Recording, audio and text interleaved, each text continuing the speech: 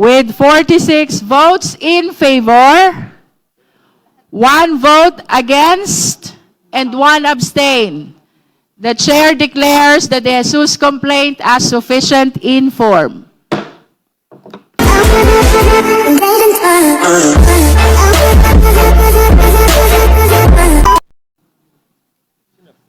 With 46 votes in favor, 1 vote against, and 1 abstain, the chair declares the De Jesus complaint as sufficient in form. Now we shall proceed to our determination of sufficiency in form of the Masa et al. Complaint. May we request the endorser to manifest their respective positions. The Honorable Elago. Yes, Madam Chair. With regard to the determination of sufficiency in form of the Marcos impeachment complaint filed by Masa et al., based on our rules of procedure in impeachment proceedings, there are 2 important questions to be asked. Number 1, is the complaint verified and endorsed properly? And second, is the complaint subscribed and sworn to by the complainants before a notary public?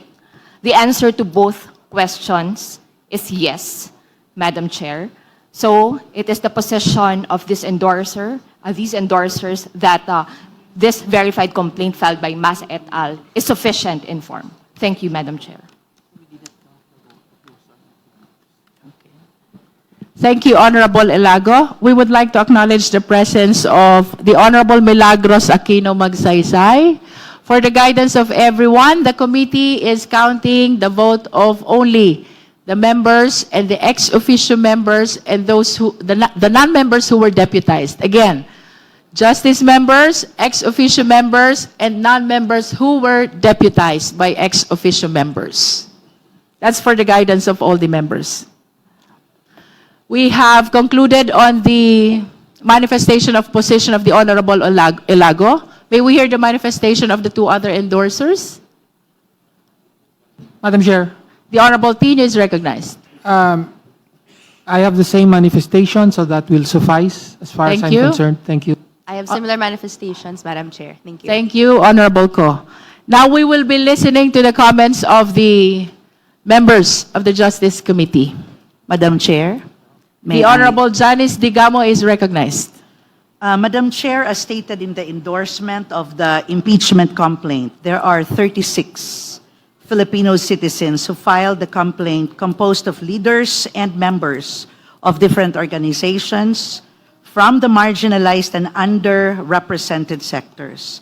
So it is my humble submission that the impeachment complaint filed by Lisa Masa and 35 other complainants complies with the requirement as to who can file an impeachment complaint.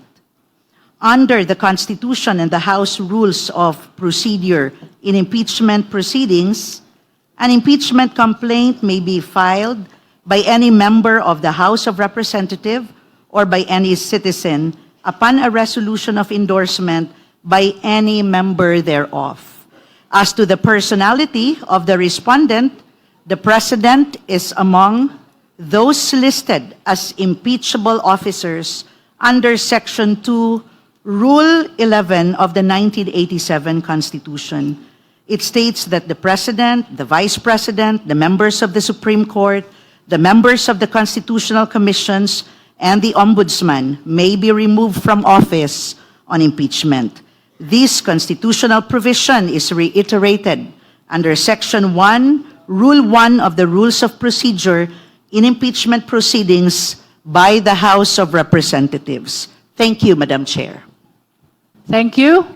May we hear from any other member? Madam Chair. The Honorable Po is recognized. Madam Chair, I want to bring up 2 points in terms of the form.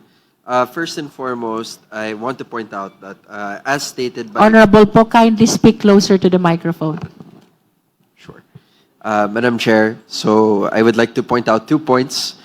First and foremost, as stated by a Congresswoman, Sara Ilago, they did actually have their complaints signed and verified, and to make sure that this is true and correct based on their personal knowledge, or based on authentic records po. And this is not filed. To be clear, this is not filed to harass or cause any unnecessary delays. This is also important in verifying the documents. Second point that I want to bring up, and this is something na I think our fellow Filipinos should also take note of when it comes to our rules. Importante at mahalaga na meron tayong miyembro ng Kongreso na mag-endorse po dito sa complaints. Dito sa MASA complaint, we have Representatives Tino, Sara Ilago, and of course Congresswoman Ko as the endorsers, making it a proper endorsement. This endorsement was also filed on January 26, 2026, and it was subscribed before the Secretary General, meaning she was present during this filing. And these are all important provisions which make it a verified document. And I would like to point out that in terms of the form, these seem to be all complete. Thank you, Honorable Po. Other observations from the members? Honorable Chua? Thank you, Madam Chair. Madam Chair, we've been talking about verifications and oath, but hindi naman po natin pinapa-identify yung signature. So I think that is very important because maybe later on, baka biglang itanggi yung signature. May I ask, Madam Chair, if the complainant or complainants are present in today's committee hearing? Madam Chair, The Honorable De Lima? thank you. I think it's unnecessary because there is a presumption of authenticity of signatures unless someone or anyone questions it. Then it becomes an issue, that would necessitate He is asking questioning na. the affiant or the signatory to confirm or not his or her signature. So that is unnecessary. And Honorable Chua? Yes, but I think that is very important. Why? Because we are talking here of the sufficiency in form. And one of the very important in the form is the signature itself. Otherwise, baka later on biglang itanggi, paano po yun? And in fact, there are several instances na sinasabi, hindi kanila yung signature. So have we also invited the notary public? Wala rin naman po dito yung notary public para mag-verify na humarap po sa kanya talaga yung tao. So if we are talking here of sufficiency in form, hindi po ba ito mahalagang tanong din? But of course, I will submit to the wisdom of the body. The Honorable Suntay? yes, Madam Chair, I think that would be simply answer the complainant who also endorsed the verified complaint for impeachment are present. And they actually sponsored it. So the authenticity of the signature is easily verified by just asking them. And because they're present, I believe that they're affirming that it's their signature. While we recognize the point of the Honorable Chua, let it be known that only the members and the endorsers were invited in today's hearing. As mentioned earlier by the Honorable De Lima, the determination of form and substance are preliminary. The hearing proper will be happening on the later part of our proceeding after we have concluded on the determination of form and substance. No? We recognize the significance of the opinion and observation of the Honorable Chua, but nevertheless, let us confine ourselves to what appear in the impeachment complaint. Madam Chair. Madam Chair. The Honorable Rodriguez? Yes, the complaint of Masa et al., my good friends, former Congresswoman Masa and also Congressman Casino, is not sufficient in form. If you read the complaint, it is not a verification after the complaint, but a jurat. It says subscribe and sworn to. This is not the verification that is required under the Constitution, under our rules. Can you kindly take a look? Can you show there? Yeah. May The we end request of the the complaint. Secretariat to flash It the is complaint? a jurat, subscribe and form. There's no statement here about a verified complaint. Madam Chair, the copy that I have. The and I Honorable guess- De Lima. Sorry. Thank you, Madam Chair. The copy that I have, and I guess the other members would have that, really contains a verification page. Kindly speak closer to the microphone. Yes. I see that there is a verification verification. page alleging the necessary facts there in accordance with Meron. Section 3, Rule 2 of the Rules of Impeachment, Rules of Procedure in Impeachment Proceedings, that it is the complainants or the complainants read and understood the contents thereof, and that the most important, the allegations therein are true and correct of our personal knowledge or based on authentic records and documents. That is the needed allegation or averment in a verification.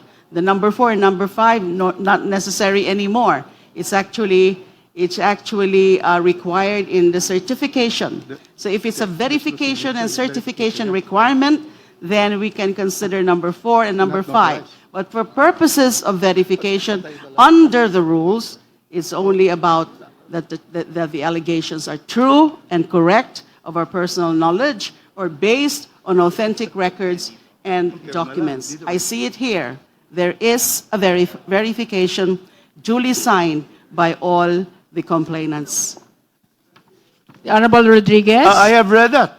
It is after the verification of the endorser. But if you will read here, verification, signature, there's no notarization. No notarization of the verification itself. And you post those two. Because I have read this for the past week. And Kindly flash the certainly we complaint. wish to hear it, but if it is insufficient in form, it cannot go. So look first at the jurat. At the end, verification should be at the end of the complaint. Where it will say that it is of the personal knowledge or it's sufficient. If you say personal knowledge or authentic records, that's fine. That is in our civil procedure and our criminal procedure. But here, if you will see the verification, Mr. Chairman, Madam Chair, the verification has no signature of a notary public. So there is no sufficiency in form. The verification, which is attached to the endorsement, there is none. There is no notarization. Madam Chair. Madam Chair. Madam Chair. Madam Chair. Honorable Vice Chair Keith Flores.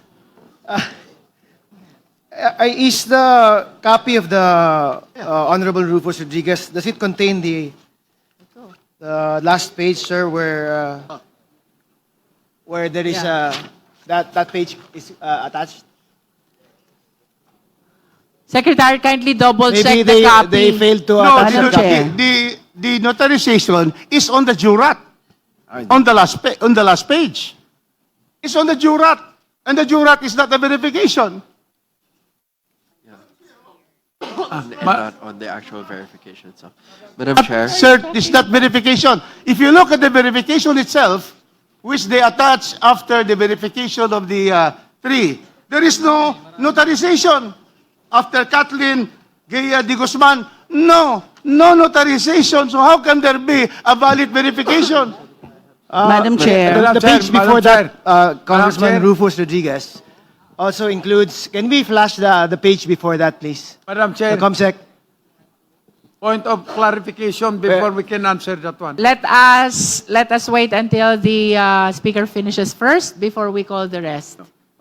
Comsec, can we Madam flash Chair. the page before that? Vice Chair Tumogan, we will call you after we have flashed that page containing the jurat. May I know if we have the same copies? Because That We one- are supposed to have the same copies, but nonetheless, if that we is are so- flashing this page on the screen that contains the jurat. because if Yeah, that's right. Subscribe and sworn to. Yes. That is the jurat. It's not a verification. Go to the next page. It is notarized, correct? Go to the that next is page. correct. That's why I'm asking. Do we have the same copies? Yes, I If think we the have the answer same. is yes, Yes. then Congressman Rodriguez. We're is supposed to correct. have the same copies. So therefore, there is It's no, only jurat. there's It's no, not a only jurat. So verification. therefore, there is no sufficiency in form. The chair examined the copy of the complaint, but prior to this jurat, there is a verification signed by the complainants. Yes, but no Although it doesn't bear the notarization. page. Therefore, it is self-serving, it's not public record. It is not something to bind us. Because there is no, after the signature, We will be suspending to check the copy of the Honorable Rodriguez. itong kopya ko. There is no signature